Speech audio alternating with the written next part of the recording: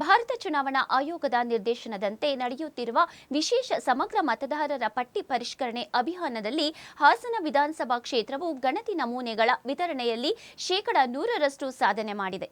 ಹಾಸನ ಉಪವಿಭಾಗಾಧಿಕಾರಿ ಜಗದೀಶ್ ಗಂಗಣ್ಣನವರು ಮಾಹಿತಿ ನೀಡಿದ್ದು, ಕ್ಷೇತ್ರದ 2,35,943 ಮತದಾರರಿಗೆ ಗಣತಿ ನಮೂನೆಗಳನ್ನು ವಿತರಿಸಲಾಗಿದೆ ಎಂದು ತಿಳಿಸಿದ್ದಾರೆ. ಇದುವರೆಗೆ 1,31,046 ಮತದಾರರ ಮಾಹಿತಿಯನ್ನು ಡಿಜಿಟಲ್ ತಂತ್ರಾಂಶದಲ್ಲಿ ದಾಖಲಾಗಿಸಲಾಗಿದ್ದು, 55.54% ಗಣಕೀಕರಣ ಪೂರ್ಣಗೊಂಡಿದೆ. ಉಳಿದ ಮಾಹಿತಿಯನ್ನು ನಿಗದಿತ ಅವಧಿಯೊಳಗೆ ದಾಖಲಿಸಲಾಗುವುದು ಎಂದು ಅಧಿಕಾರಿಗಳು ತಿಳಿಸಿದ್ದಾರೆ.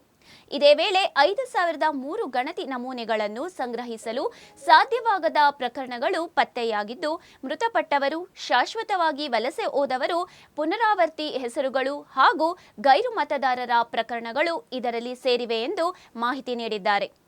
ಮತದಾರರ ಪಟ್ಟಿಯನ್ನು ನಿಖರ ಹಾಗೂ ಪಾರದರ್ಶಕವಾಗಿಡಲು ಸಾರ್ವಜನಿಕರು ಗಣತಿ ಫಾರಂಗಳನ್ನು ಸರಿಯಾಗಿ ಭರ್ತಿ ಮಾಡಿ ಮತಗಟ್ಟೆ ಅಧಿಕಾರಿಗಳಿಗೆ ತಕ್ಷಣವೇ ಹಿಂತಿರುಗಿಸಬೇಕು ಎಂದು ಉಪವಿಭಾಗಾಧಿಕಾರಿ ಜಗದೀಶ್ ಗಂಗಣ್ಣನವರು ಮನವಿ ಮಾಡಿದ್ದಾರೆ. 196 ಹಾಸನ್ ವಿಧಾನಸಭಾ ಕ್ಷೇತ್ರಕ್ಕೆ ಸಂಬಂಧಪಟ್ಟಂತೆ ಒಟ್ಟು 275 ಮತಗಟ್ಟೆಗಳಿದ್ದಾವೆ. ಈ 275 ಮತಗಟ್ಟೆಗಳಿಗೆ 275 BLO ಬೂತ್ ಲೆವೆಲ್ ಆಫೀಸರ್ಸ್ ಇದ್ದಾರೆ, ಬೂತ್ ಮಟ್ಟದ ಅಧಿಕಾರಿಗಳಿದ್ದಾರೆ. ಆಮೇಲೆ ಒಟ್ಟು ಮತದಾರರ ಸಂಖ್ಯೆ 2,35,943.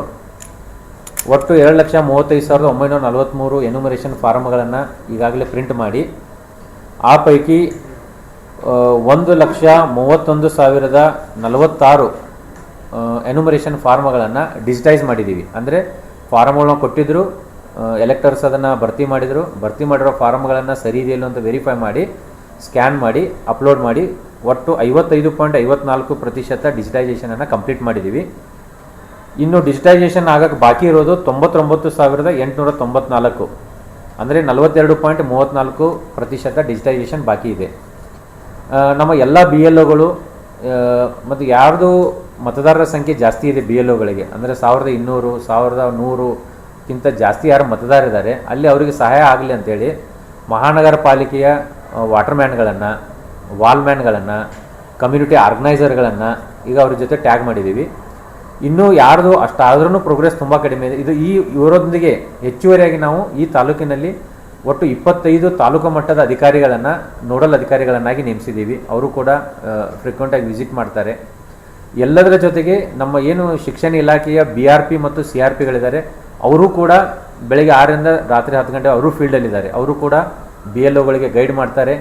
BLOಗಳಿಗೆ ಏನಾದರೂ ಡೌಟ್ ಇದ್ದರೆ ಅಲ್ಲೇ ಕ್ಲಿಯರ್ ಮಾಡ್ತಾರೆ. ಮತ್ತು ಇವರೆಲ್ಲ ಏನು BLOಗಳು ಮನೆಗಳಿಗೆ ಹೋಗಿ ಎನ್ಯುಮರೇಷನ್ ಫಾರಮ್ಗಳನ್ನು ಕಲೆಕ್ಟ್ ಮಾಡ್ಕೊಂಬರ್ತಾರೆ. ಆ ಫಾರಮ್ಗಳು ಕರೆಕ್ಟಾಗಿ ಭರ್ತಿಯಾಗಿದೆ ಇಲ್ವೋ ಅನ್ನೋದನ್ನು ನಮ್ಮ ಏನು ಕಂಟ್ರೋಲ್ ರೂಮ್ ಇದೆ ತಹಶೀಲ್ದಾರ್ ಆಫೀಸಲ್ಲಿ ಒಂದು 63 ಜನ ಟೆಕ್ನಿಕಲ್ ಆಪರೇಟರ್ಗಳನ್ನ ಅಪಾಯಿಂಟ್ ಮಾಡ್ಕೊಂಡಿದ್ದೀವಿ.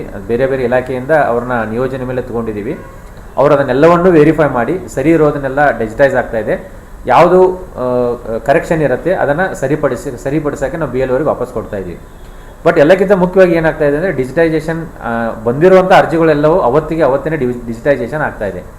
ಬಟ್ ನಮ್ಮ ಹಾಸನ ವಿಧಾನಸಭೆ ಏನು ಮಹಾನಗರ ಪಾಲಿಕೆ ಬರುತ್ತೆ, 275 ಪೈಕಿ 202 ಮತಗಟ್ಟೆಗಳು ನಗರ ಪ್ರದೇಶದಲ್ಲಿ ಬರ್ತಾ ಇರೋದ್ರಿಂದ ನಗರ ಪ್ರದೇಶದ ಏನು ವ್ಯಾಪ್ತಿ ಇದೆ ತುಂಬ ದೊಡ್ಡದಿದೆ.